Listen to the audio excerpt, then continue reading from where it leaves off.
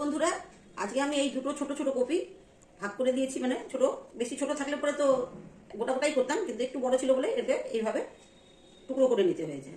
তার জন্য এটাকে গরম জলের মধ্যে একটুখানি ভাপ দিয়ে নিয়েছি। এর যে গ্যাসটা বেরিয়ে গেল। আর এর সাথে নিয়েছি পেঁয়াজ বাটা, কাজু, কিশমিশ, এটা হচ্ছে রসুন বাটা, আর এর মধ্যে হচ্ছে আদা, জিরে, ধনে, শুকনো লঙ্কা, এগুলোকে পিষে নিয়েছি। এই দিয়ে আমি আজকে একটা রোস্ট তৈরি করবো লাস্টে। তারপরে তোমার গিয়ে দিয়ে দেবো, দই দিয়ে দেবো। সবকিছুই আমি বলে দিলাম। আমি এখন কিভাবে রান্না করছি চলে আসুন অশোকা হেসেল ঘরে। আমার কড়াই গরম হয়ে গেছে, এখন কড়াই আমি তেল দিয়ে দেবো, সর্ষের তেল। শুকনো লঙ্কা ছেড়ে দিলাম, সাথে তেজপাতা। একটু লঙ্কাটা ব্রাউন কালারের হয়ে যায়, তাহলে ভালো হবে, খেতে আস্বাদ হবে।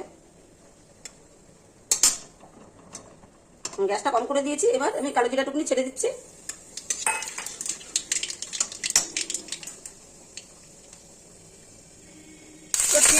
ছেড়ে দিলাম।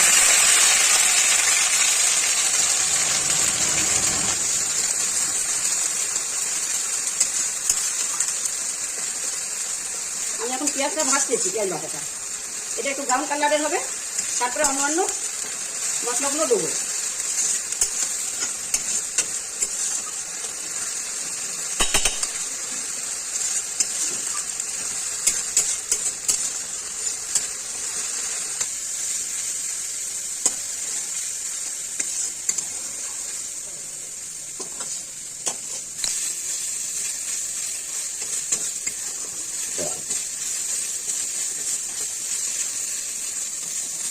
আর একটু কালার চেঞ্জ হবে, তারপরে মশলা দেবো।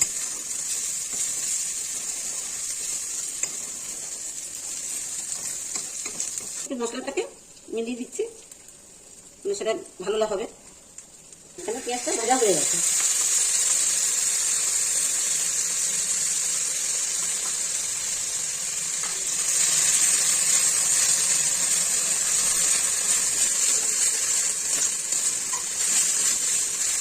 চামচ হলুদ দিয়ে দিচ্ছি,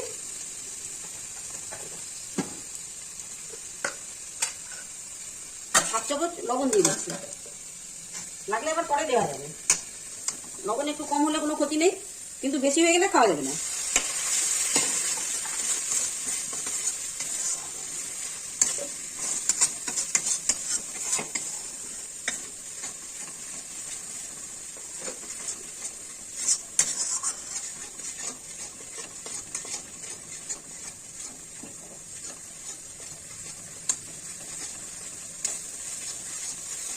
কালারটা দেখতেই পাচ্ছেন, সুন্দর করে মশলাটা ভাজা হচ্ছে।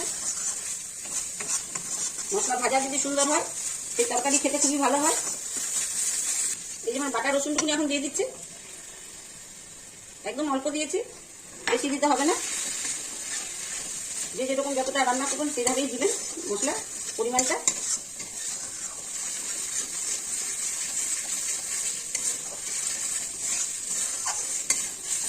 এখন আমি এভাবেই আস্তে আস্তে ভাজবো। মশলা ভাজা হয়ে গেছে, দেখতে পাচ্ছেন সুন্দর করে মশলা ভাজা হয়ে গেছে, তেল ছেড়ে দিয়েছে। এখন আমি এই দইটা দিয়ে দিচ্ছি।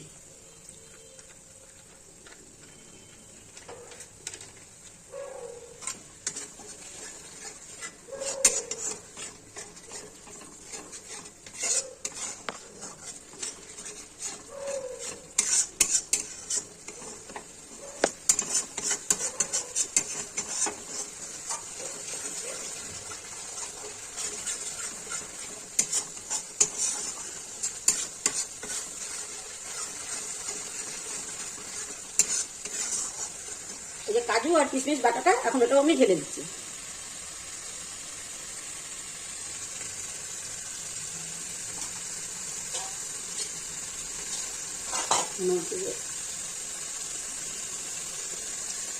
ধুয়ে দিয়ে দিলাম।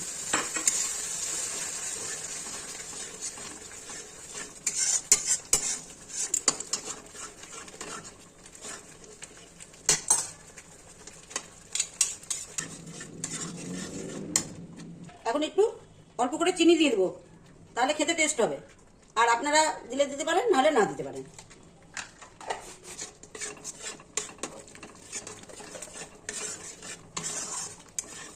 এর মধ্যে সামান্য একটু জল দেবো।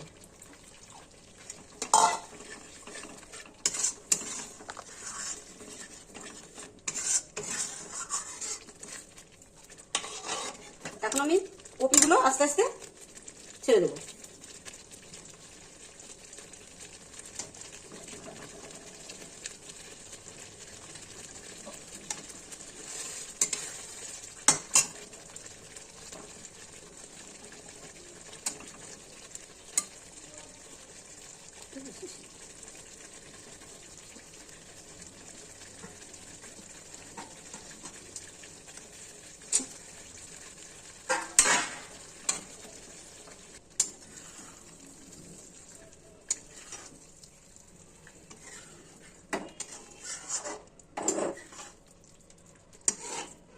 যেন মশলাটা দিই।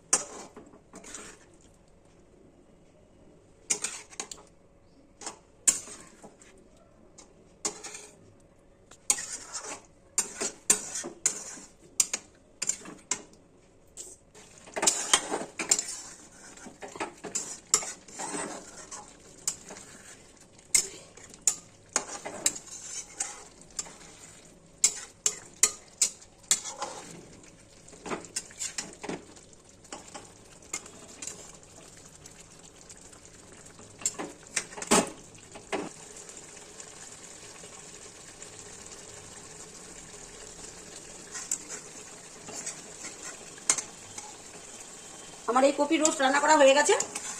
এবার আমি নামিয়ে দেবো আর গ্যাসের চুলাটাও বন্ধ করে দেবো।